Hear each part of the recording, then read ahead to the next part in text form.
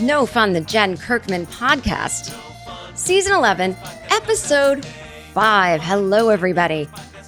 I'm trying not to say the word like, except when it's appropriate. Hi, I like that you're listening to this show and not, so I went to the store and everyone's just there. I don't know, so there's two likes. There's the comma that you just throw in there for no reason, right? See what I did? And then there's a way that I also use it, which is, and she was like, fuck off. Or I was like, what the fuck? That meaning, and I was thinking, and her attitude seemed to be, or could mean said. I say so much. And I don't notice it when I'm just talking to people, but I've had to listen back to episodes of this show when I'm making little clips to use as promos, and I hear the like and the like and the like, and it makes me nuts. So I'm trying, but I also have this thing where I do just go into a zone when I speak off the top of my head. And I go into a zone when I perform, when I'm hyper-focusing on anything.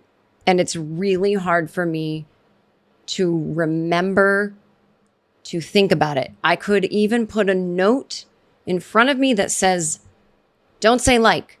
And I would have to then look at the note in order to accomplish that. I could even look at the note, though, and still zone out and not really take in what I'm looking at. So it is not from lack of trying, but I need to keep trying. Now, you might be wondering, did somebody tell you that you say like too much on No Fun, the Jen Kirkman podcast? No, in fact.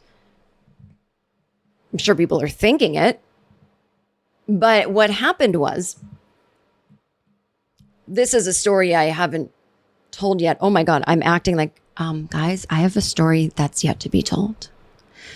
And I just had to wait until I was in the right frame of mind. No, it just was one of those, I keep a list of quick anecdotes that I'm not sure how they fit into a certain episode, but they're there to say when I need to fill an episode. And for some reason, I never got around to this one, although it is one of my favorite things that has happened to me in the last month. But about a month ago, I was having coffee with my friend Liz, who I've known since I was in college. We were assigned to be college roommates, so known her since I was 18. And we're sitting outside at a coffee shop, and we're talking.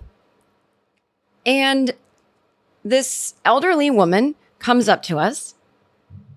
She had been sitting behind Liz, and she's pays her thing and leaves. And she comes over to us and she says, girls, I counted 100 likes. Now, pretend I hadn't said anything about I need to say like a lot less. Just apropos of nothing, an older woman comes up to you. I mean, she was probably 70. I counted 100 likes. And my friend Liz and I had the exact same reaction. And my friend is not even a social media type. She's not in the public eye. She's not using social media every day to promote things. She has an Instagram, never goes on it. I mean, so for my friend to think of it as, oh, this older woman must be talking about social media, that's just how there was no really other choice. That's, of course, what this woman was talking about. It wasn't because, I was sitting with the biggest influencer in the world. And of course, that's what came to her mind when someone came up to us and said, I counted 100 likes. I also thought the same thing, but I do think that I'm kind of online a lot. And oddly, my brain has been warped. When I hear the word like, I think of the thumbs up button on Instagram or Twitter. So anyway, or the heart emoji button, whatever. Liz and I both on the same page. We both said, congratulations, completely not sarcastically. And she said, she just sort of looked at us. And I said, what did you post? And I'm thinking, well, this woman's a little off her rocker, but God bless. Who am I to judge? You get a little older. Maybe she's lonely. Maybe her husband's died. Maybe all her friends are dead. And she just got an Instagram account. And maybe she's trying to get in on this thing that I see going around New York. I've got the coffee table books. They're fantastic. Advanced Style.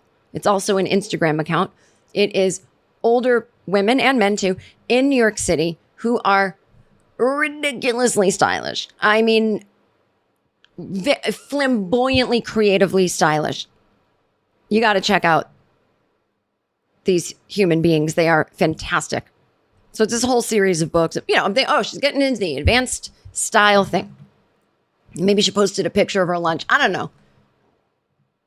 And she got 100 likes, which would be a lot of likes if you're new to Instagram and you're not famous and, probably don't have 100 friends on it. So somehow your picture went around enough that 100 strangers liked it. I was excited for this woman.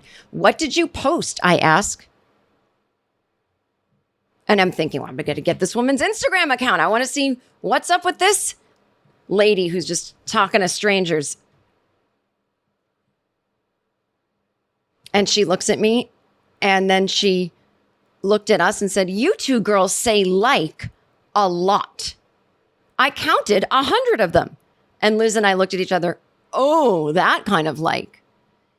And she wasn't shaming or admonishing us. I have a feeling she wasn't saying it was a good thing, but in a weird way, she wasn't necessarily saying it was a bad thing either. She was smiling. She wasn't saying, in my day, we didn't say like, or what? Why don't you girls? That's not very professional. You are not going to get a job that way. Or there was no further thoughts. And maybe she was thinking that, but honestly, to this day, I still can't tell why she said that to us. I've got to assume she thought it was ridiculous. Maybe she thought it was exciting. Maybe she really had no judgment and just wanted us to know. I heard you both say like about 100 times in the last 3 minutes. So my friend Liz, I talk to Liz all the time, hang out with her. I never think Liz says like a lot. I have other friends. I might notice an expression they use a lot or something, but maybe because I'm a fellow sayer of like. But I didn't. If someone said your top 3 friends that say like too much, I would have to guess because I don't feel like I know anyone who does. But just based on other things about these friends, the music they like, how often they read, I would have guessed different people. Liz is not a like, oh my God type person. But Liz said to this woman, oh yeah, I do that on purpose. I completely cultivated a personality that says like. Now, I've known Liz 30 years, no joke. I have no idea what she's talking about, but she told me later after this woman left that this is completely true.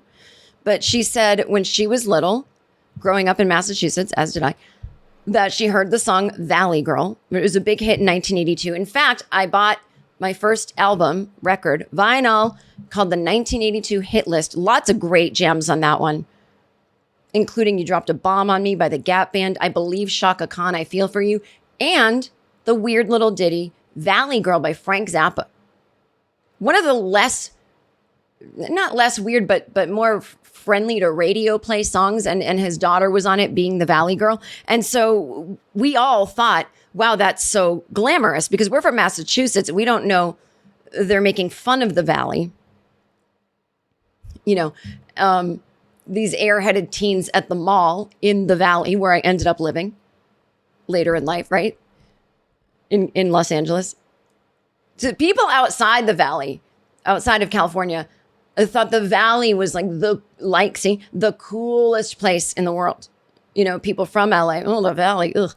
So anyway, I guess as my friend Liz told this woman, yeah, no, I'm fine to say like, it doesn't bother me at all. There is absolutely nothing I can think to say in its place. And it's never changing. It's so much. I didn't even remember that I say it all the time. I taught myself how to when I was 8. It's never changing. Now me, I'm all paranoid. Oh my God. I thought that was cool to just announce. Yeah, no, I know. It may seem stupid or inarticulate or annoying, but I completely wanted to go for this as a child and just never changed my mind about it. I thought it was hilarious. But if you don't know that song, I'll play just a second of it. Oh, I was like, where is this? See, I just did it again. Hang on. All right, hang on. Ah.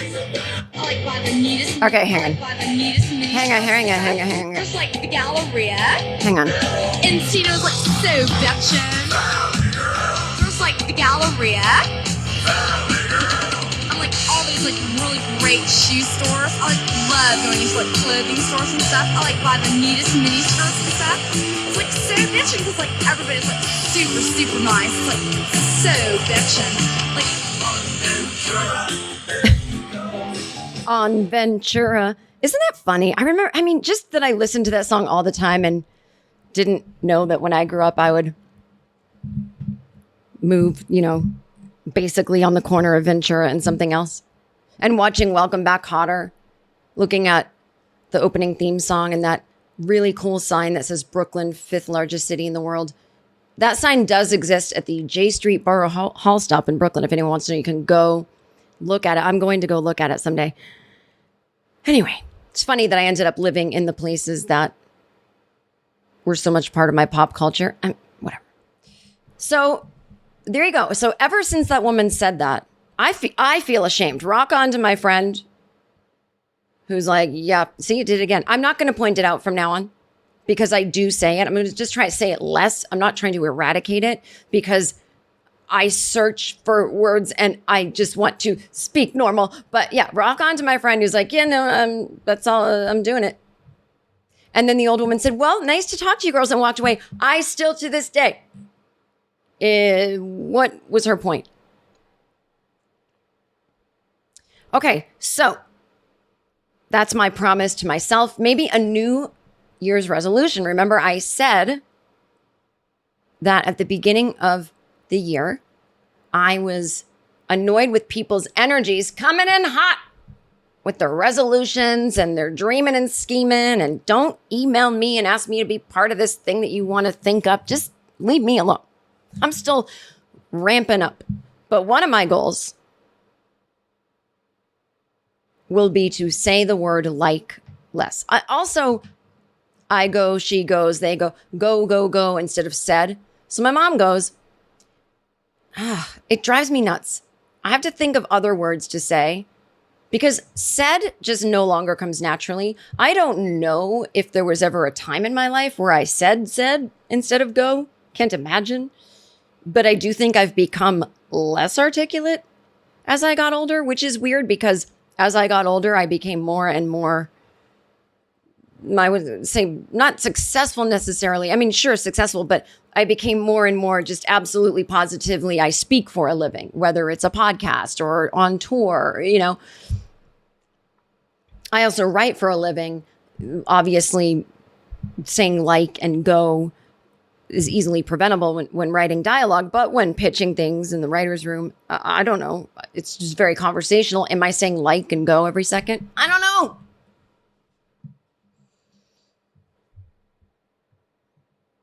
Okay, so as we all know, this is not No Fun, the Hilaria Baldwin podcast. I am not a podcast that necessarily talks about celebrities, but we've got our little private jokes in this podcast. We've got our little people that just seem to pop up, and Hilaria Baldwin just seems to pop up on this podcast. I've talked about her before. I was pretty obsessed with her being discovered as a fraud who pretended she was Spanish, even though really it was just that her parents retired in Spain.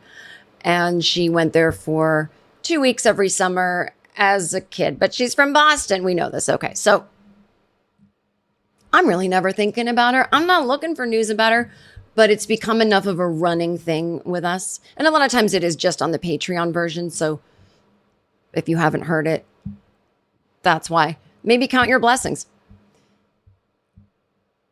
But now The last time I talked about her, it was because one of my subscribers had asked me if I could talk about if there's any updates in Hilaria Baldwin's life. And so now a lot of you have sent me this clip of Hilaria.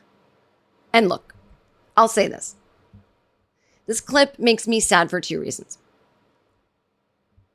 They do have 7, she and Alec Baldwin have 7 children who are innocent of any of the sins their parents have committed, right?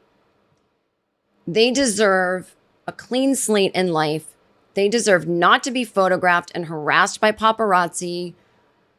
They deserve to be held in the arms of a mother who's not experiencing anxiety because she's being chased by paparazzi. And no, I do not believe that you asked for it if you are a celebrity or whatnot. It's just invasive. Now, at the time of this recording, I am recording this maybe about 10 to 14 days before it's going to be released. But at the time of this recording, Alec Baldwin, what's in the news lately is that he's being charged with involuntary manslaughter, and most of the blame for the gun, well, not just going off, but that the gun had real bullets, and the death of the director and developer photography, the DP on the movie set.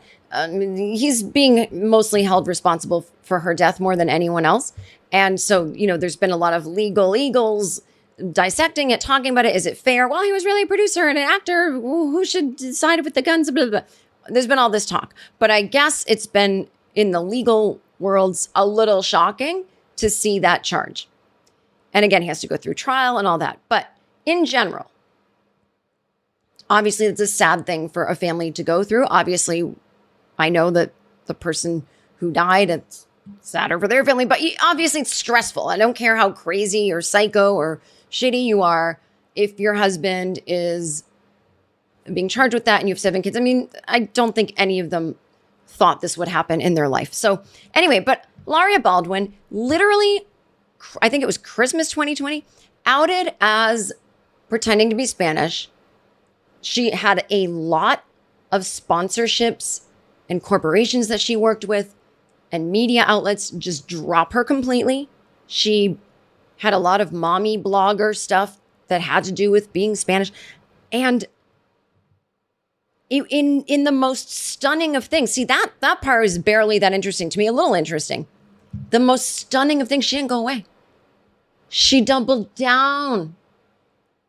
Even to the point where a year later she's writing, I feel Spanish. I identify as Spanish. She's pulling one of those. So now paparazzi in her face asking, what she thinks about Alec, which is just very sad. But she's got one of her babies and she's doing the accent still. It's amazing. So one of my listeners, many of my listeners who sent this to me, they want to know my take. So let me just play some of this. I'm going to tell you what I'm going to say. You're not going to ask me questions. I'm going to tell you. Okay? I want you guys to realize that we have 7 kids. And you being here to escort them to school and to be there when they come home is not good. So on a human level, you guys know I'm not going to say anything to you. You know that. So please, leave my family in peace and let this all play out. Okay? So let my kids come home and you stay away from them. Because they asked me, Mommy, what are these people doing? And it's a very hard thing as a mom to try to explain. So please, go home. Go home. Say anything, Go home. I'm not going to say anything. Oh, they asked me, Mommy, why do you have accent we don't have? Go home. Go home, I say to them. Look, I don't know. People want to know my take. What could my take be? This is incredibly tragic. These kids have a deeply disturbed mother, just a freak of a dad, who ironically is a rageaholic and accidentally shot someone having nothing to do with his rage issues. He wasn't raging at the time. It was a total mistake on set. I don't know. I have no take. Except, holy shit, She's just doubling, tripling down. And he knows she's not Spanish. And everyone's just, talking the accent. It's fine. Everyone in her life talking. I can't have a take on this. I need more info. I need to know what her best friends say. Has anyone in her life just slowly stopped emailing back? So let me pull away. I didn't know she wasn't Spanish. This is weird. Now, again, if you're in Spain all the time, as you know, if you go anywhere and you're there 3 weeks even, you start to say words like someone, wherever you go. I used to spend a lot of time in Australia. I would start saying certain words like an Australian, but then it would go away the minute I was back in America for about a week. And again, it was certain words. I mean, we all do this, but you'd have to really be living in Spain all year. Oh, she was back in America for 24 hours. That's when the paparazzi got her, and she's still got a little lilt of a something because she's been around people that only pronounce things this way, that way. But it's the way she speaks it. It's not just an accent where you think, let's say we thought the accent was real. I wouldn't think that's someone who's fluent in English. I would think, oh, that person is fluent in English. It's definitely their second language, and they're still kind of insecure about certain words and are thinking to make them come out, And that is what is, to me, the most psychotic part. It's not like, everybody, this is jenkirkman. I am French. And today on the No Funzy jenkirkman podcast, like, that's me, doing a terrible accent, but confidently speaking French. I'm telling you, it's my first language. Actually, English is my second. I am French, right? So it's weird that the way she speaks English is in this accent that if I didn't know any better, makes me think English is her second language, and she's struggling to put, like, how do you put it? God, look at me. Like conjugating verbs and putting tenses together, all the extra stuff of language that isn't just words. So they say, go home. I say, go home. She's struggling to get the verbiage right. I say to you, come home. Is it come or go? Go. I want you to go home. It's that. And that extra level of, no, I don't know English so well. That is what's psychotic to me. Because it's been revealed, and she's admitted, yeah, okay, fine, English is my first language, but I basically half lived in Spain, which is a lie, but okay. Spanish would still be her second language. And she acts like English is her first. So I think that's my take, is that with each time I hear her, I have a more nuanced thought about it. And my not nuanced, but a more in-depth look at it. So my in-depth look is, wow. I know we've skirted around this before, but I've never quite articulated it, that, we've made fun of her for saying, how do you say cucumber? We knew then that she was pretending that she didn't know English words, but it's hitting me in a different way right now, that actually is dropping it to a level of a deeper psychosis than I ever thought. So anyway, I don't know. I just feel bad for the kids. Hopefully they have enough money. I always think, look, are they rich? Okay, that helps with some of the emotional damage. I know that's the wrong way to think, but